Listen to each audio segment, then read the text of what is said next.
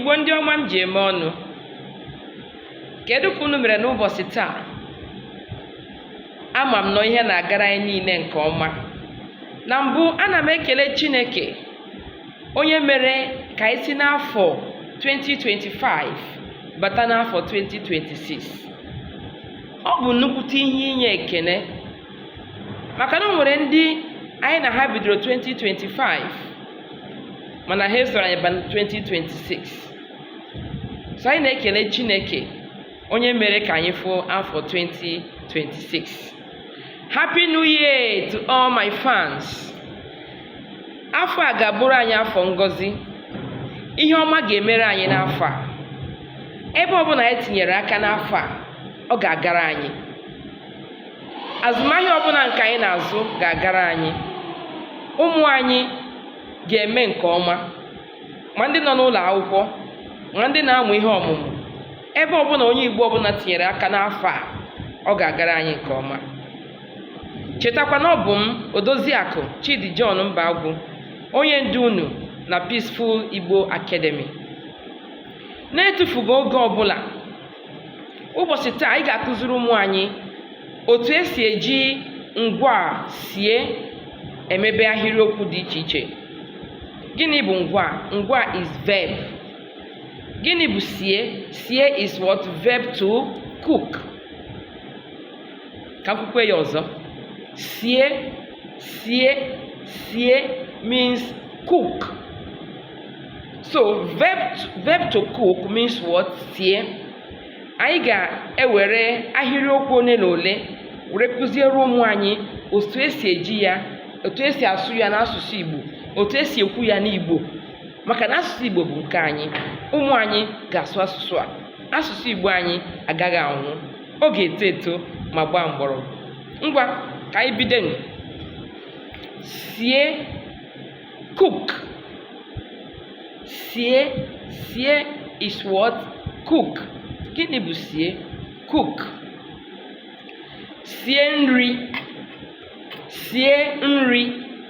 Cook food. Sie nri. Cook food. Sie ofe. Sie ofe. Cook soup. Sie ofe. Cook soup. Sie ji. Cook yam. Sie osikapa. Cook rice. Sie agwa. Cook beans. Sie anụ. Cook meat. Sie azụ. Cook fish. Sie ede. Cook cocoyam.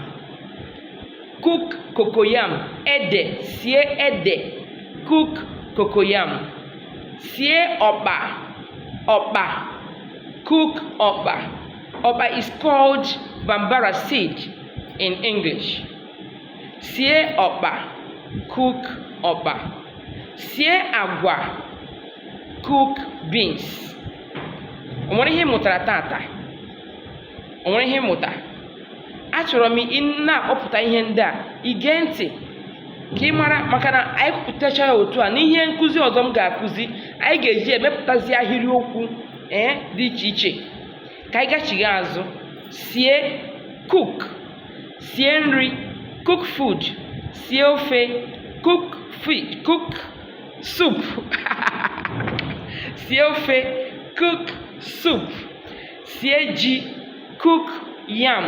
Sie osikapa, cook rice. Sie agwa, cook beans. Sie anụ, cook meat. Sie azụ, cook fish. Sie ede, cook cocoyam. Sie ọkpa, cook ọkpa.